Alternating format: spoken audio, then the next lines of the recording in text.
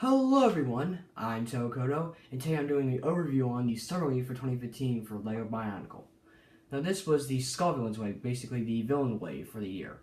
I guess G2 had a kind of a different order, opposite order what G1 did, because G1 used to have, well, it went back and forth. Like Winter Wave was villain wave, and then we got the new version of the heroes, but usually we get like a Winter Wave with the heroes, and then Summer Wave is the villains. I guess G2's doing the same thing as that. I mean, this was basically the villain wave. I mean, we only got one hero, and that was the Key of the Mask Maker right here. But in this wave, we got 5 sets, which were Skull Scorpio, Skull Warrior, Skull Slicer, Mask Maker for Skull Grinder, and Skull Basher. And with those sets, we got these little trinkets. And those trinkets were the mask, the corrupted mask of each Toa, except we didn't get one for Gali or Tahu. I mean, we did get one for Tahu, but not in this set. And we did get both of the versions of Gali and Tahu's corrupted mask, but not in any of these sets. And plus we have the mask creation, which is not a corrupted mask, obviously. It comes with Mask Maker's Skull Grinder. So I'm going to do like a little overview of the story itself, the story of 2015, just to give you guys a little bit of information if you don't know about it. Nothing too much happened. I thought, a lot of big things will happen, but I'm just going to go ahead and talk about it. So the Summer Wave starts off where the Winter Wave storyline ended, with the Toa entering the city of the Mask Makers.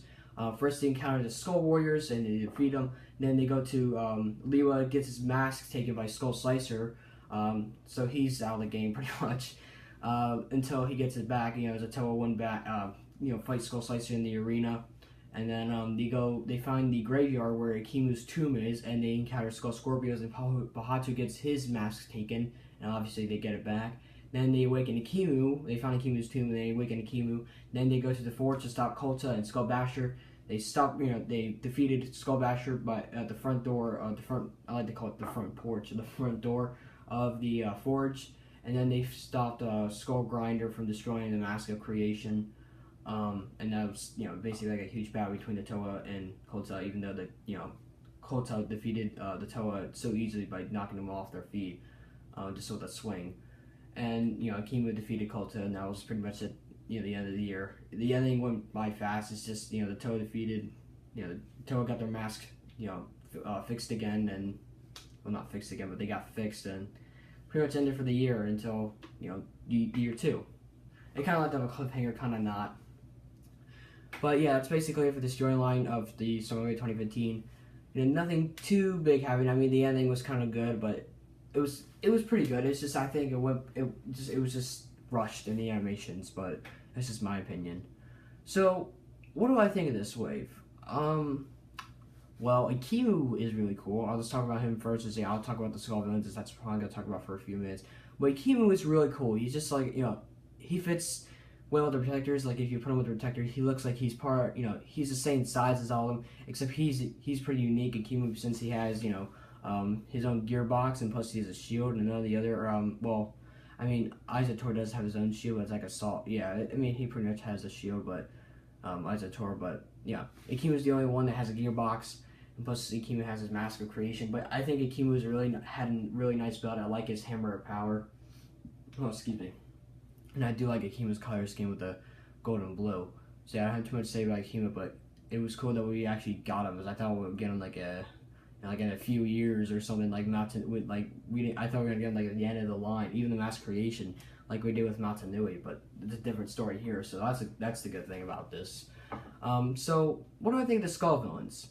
Well, my favorite all these Skull Villains is of course Kolta, if it wasn't obvious, and my least favorite is pretty much obvious also, Skull Scorpio. And you guys probably know why. Skull Scorpio is just, I'll just explain it. Skull Scorpio is not the best build. I mean, his function's pretty good, but I mean, it's okay. It's just I wish his tail looked like what it was in the animations. I mean, the function works pretty well sometimes, but it just looks odd. And plus, he can't, there's no opposability on his legs, so it really, he can't move his legs at all. So he looks very weird looking. He doesn't. Sometimes some of my friends think that he doesn't even look like a Scorpio. They thought there's something completely else. So yeah. Now Skull Grinder is my favorite because I don't know, he has the best color scheme. I guess I like the trend red/orange, and then I don't know. I think this Kolta stands out the best out of all these villains. Now, I do like how all the Skull villains have their color schemes, like, their own unique color, like a Skull Warrior, or you have the Trans-Light Blue, and then Skull Slicer has the Apple Green, and then Skull Basher has, like, the Dark Trans Purple, and then Slash Purple. And all of them have the Trans Red / Orange, which I really do like, and I'm really happy they all look really cool together, that's what I'm trying to say. I like, don't get me wrong, I like all the Skull villains, even Skull Scorpio. I mean, they all look cool together, like a whole squad kind of thing. But I think this wave was very good. I mean, some people don't like these sets at all. They like the Toa, of course, which I can see why. But when I got these sets, I was like, I was surprised by every one of them because they had cool masks, they have cool, cool armor pieces, which the jagged armor pieces are really cool. I had to point that out. And plus the sword pieces we got for this wave, we got a lot of new pieces. Even the bone pieces are really cool. I even like the Skull Villain's mask. Skull Grinders / Skull Warriors mask have like a kind of Terminator look to it. But this is my opinion. I think a lot of people have pointed that out. And plus, I do like the corrupted mask we get, with the sets itself. And plus, I love the mask creation. It's my favorite mask we got in G2. It's an amazing mask, I think. And I like how we got the mask, corrupted mask in this wave. They all look pretty cool. I mean, they fit well the color schemes on each of the the Skull villains themselves. And the Toa, I mean, it doesn't really. I know it was, I think.